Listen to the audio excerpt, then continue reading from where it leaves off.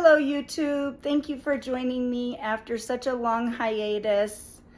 I need to tell you that I apologize that it's been 5 months since I last did a video. I went through a 4-month flare-up of my depressive episode, and the depression was a really bad flare-up, and I was unable to do much of anything and was not able to do any videos. So thank you for rejoining me and understanding that I have to take care of myself just like you have to take care of yourself when you're sick.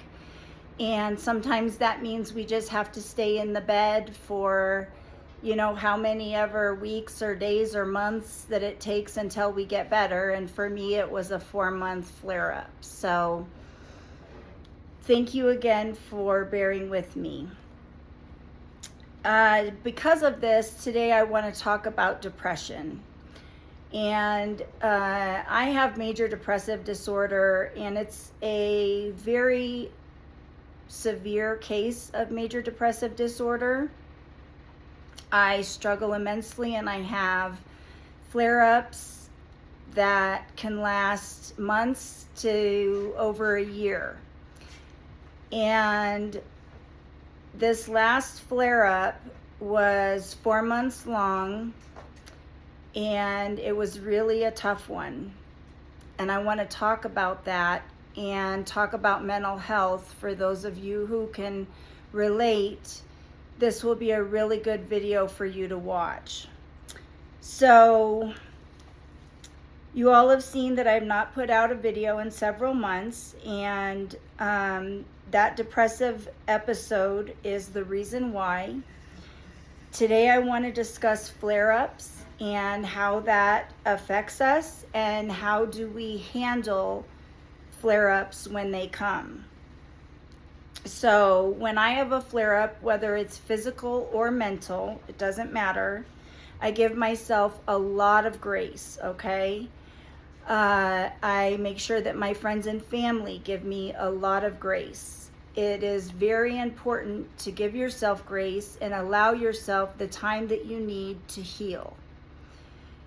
Now, I know that these episodes can go on for very long periods of time, and people have to work, people have to make a living, and it can be very, very challenging to do that through a flare-up. So I understand and I empathize with you. I'm no different than you in that matter. I allow myself a lot of rest. I allow myself time to not overdo it in any way, shape, or form, because if I do, this is what happens. So we were at a family member's house eating dinner, and I was in this deep depression, and I had forced myself to get up and go to this family member's house for dinner. And in the middle of the conversation, I was falling asleep. And these family members actually thought that maybe I had over-medicated myself, and that's what was wrong with me. And that is not the case at all. I was in a deep, deep depression, and that deep, deep depression causes me to fall asleep wherever I'm at. Driving, I can't drive when I'm in a deep, deep depression, or I could fall asleep on the road. I can't go anywhere, because if I go somewhere, I could fall asleep, just standing there, just sitting there. I could fall asleep in the middle of a conversation. That's how my depression manifests itself. It manifests itself in that I'm too weak, I'm too fatigued, I'm unable to do anything unless I absolutely force myself. And even then, I still struggle to not fall asleep. it hurt my feelings really bad, that these family members thought that I had over medicated myself. And I had to explain to them about my depression and how it manifests and how it affects me, so that that mistake and that thought would never ever cross their mind again, because that's something I would never do, is over medicate myself. I would check myself into the hospital before I would do that.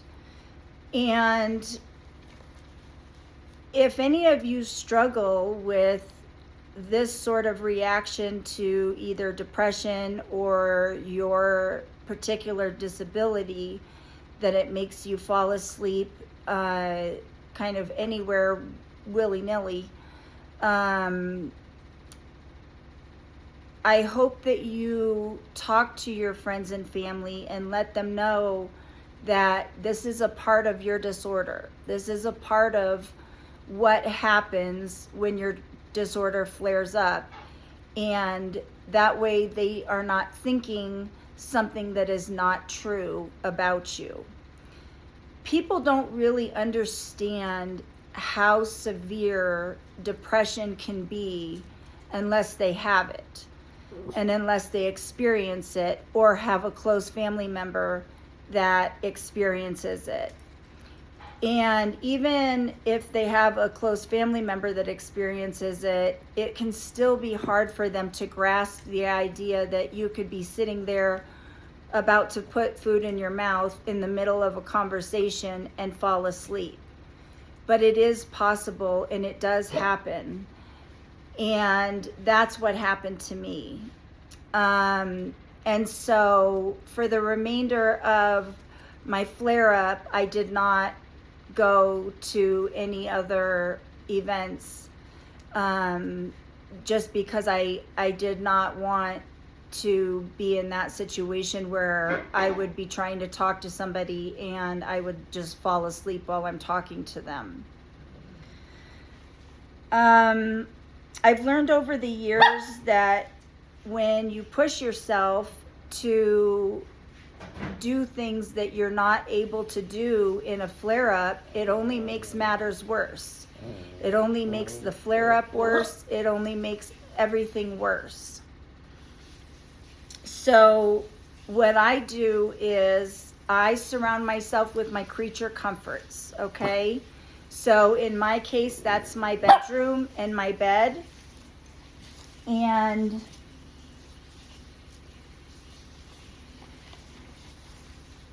it's very important to me that I have a space that I can go to that feels safe and feels comfortable, that I can just let my guard down, rest, and focus on getting better.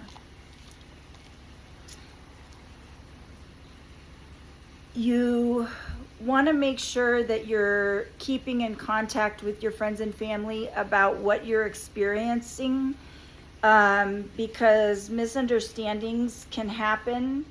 And when those misunderstandings happen, it can be really hurtful. It can hurt your feelings, because people may think something different than what's really going on with you. And so you really want to make sure that you're communicating with your friends and family about what you're going through and how your flare-up manifests. Because you don't need the added stress of the judgment. You just don't. You don't. And you don't need the added stress of thinking about, well, what does so-and-so think about me?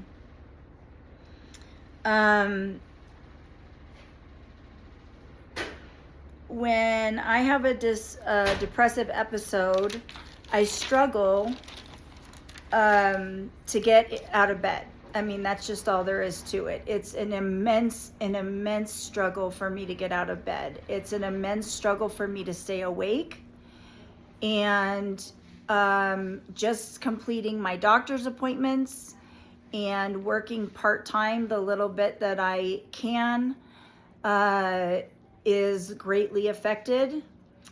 And it's a real problem. It's a real problem. I fall asleep sitting. I fall asleep in the middle of conversations and driving, and it's just very, very distressing.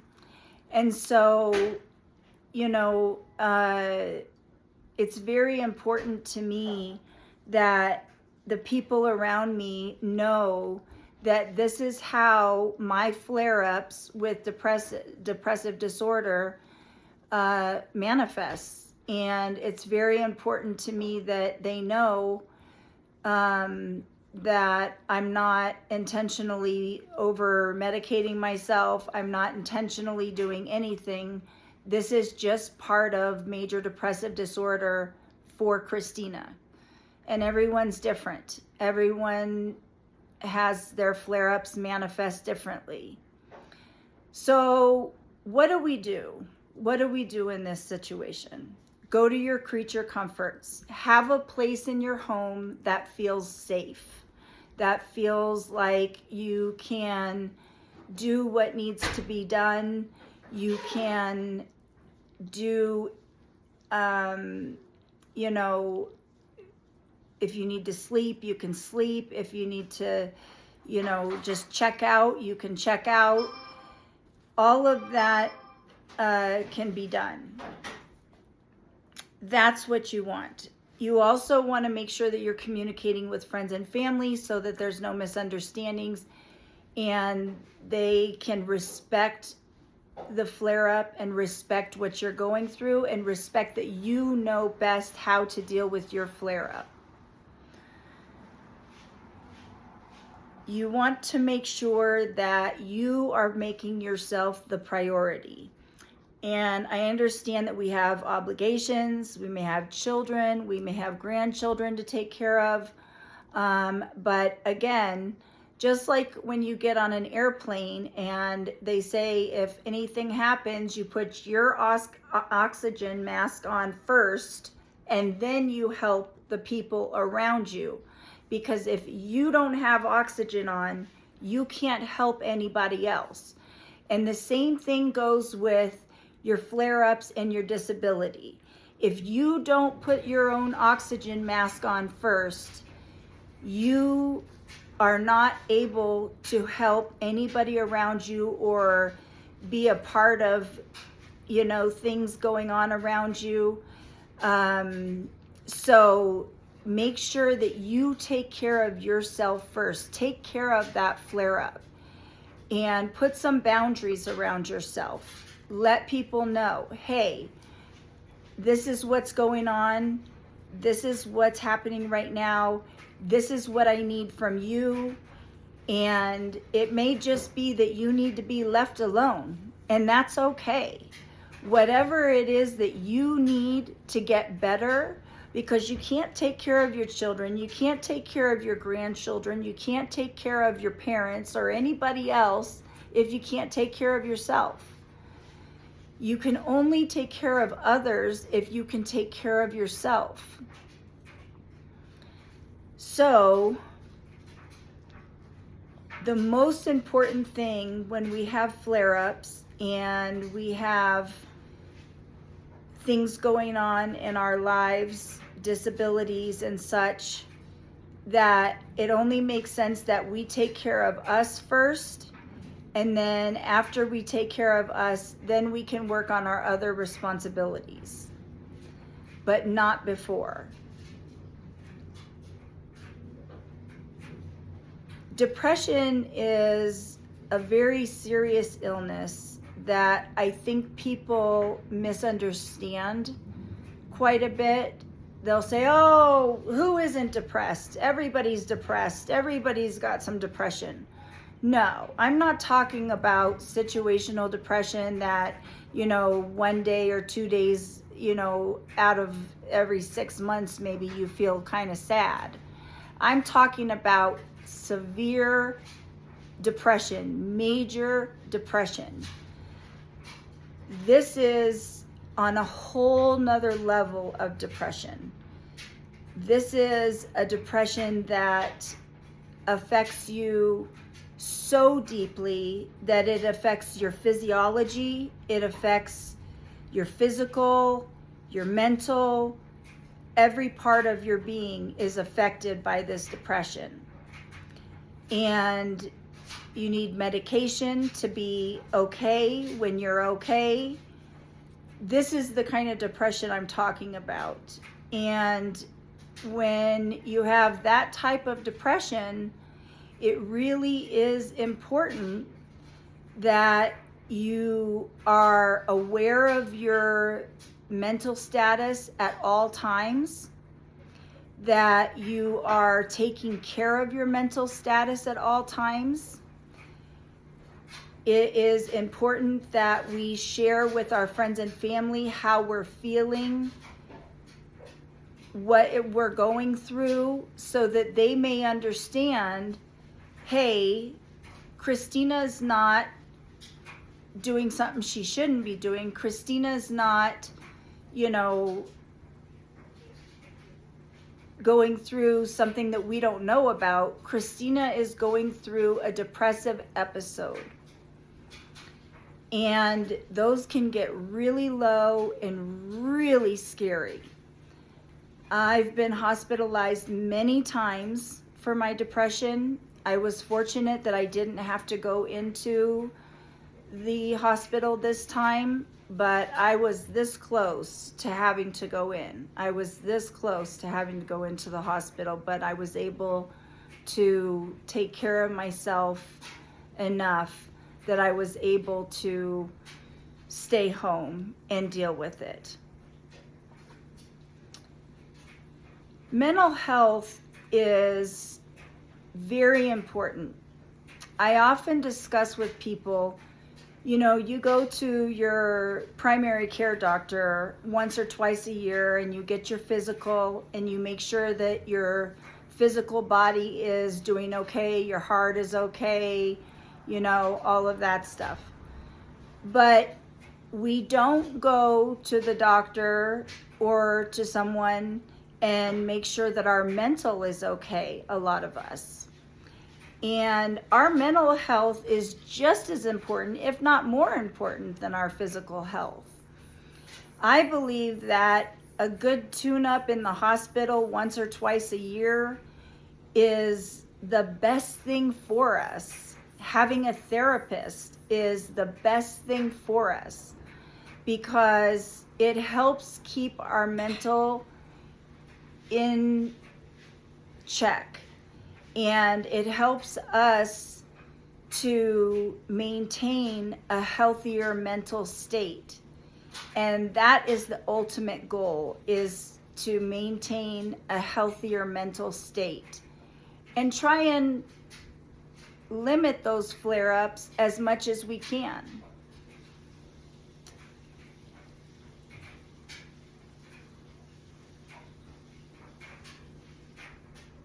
If you are struggling with mental health disorders and would like to reach out to me, please feel free to message me. Please feel free to ask me any questions. If there's questions that you have that I did not answer today, let me know. I'll do another video. Excuse me, I'm sorry. I'll do another video and or I'll just respond to you and we can conversate back and forth.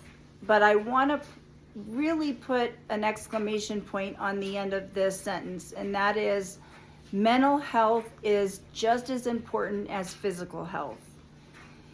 It is essential that we take care of our mental health, because if we don't, then we tend to self-medicate, over-medicate. We tend to ignore it altogether and not do anything with it. And then we're walking around in zombie land because we're in this deep depression, or we're, manic, or whatever the case may be that you're dealing with. So if you get anything out of today's discussion. It is take care of your mental health. Get a therapist. Check into a mental health hospital. Get the help that you need. Take care of your mental health just as you would your physical health, because it's just as important. Thank you so much for joining me today. I plan to continue to do these each week. I hope that my health will allow me to do that. Thank you for watching. Have a wonderful day and a great week.